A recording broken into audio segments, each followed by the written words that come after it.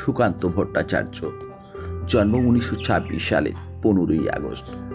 তিনি ছিলেন বাংলা সাহিত্যের মার্ক্সবাদী ভাবধারায় বিশ্বাসী এবং প্রগতিশীল চেতনার অধিকারী তরুণ কবি।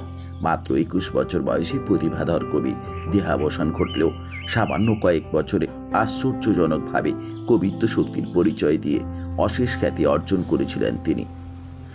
1947 সালের 13ই মে কবি আমাদের ছেড়ে চলে গেলেন, রেখে গেলেন তার অমর কীর্তি আমাদের জন্য, বাংলার জন্য, ভারতবাসীর জন্য।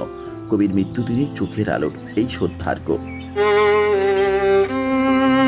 গায়ের নাম চুরুলিয়া। সেখানে থাকে এক ছোট্ট ছেলে, নাম দুঃখ। তার বাবার নাম কাজী ফকির আহমেদ, মা জাহেদা খাতুন। দুঃখুর মনে বড় দুঃখ, তার বাবা নেই, মা বড় গরিব। কত কি সে ভাবে দিন রাত, একা একা ঘুরে বেড়ায় মাঠে ঘাটে।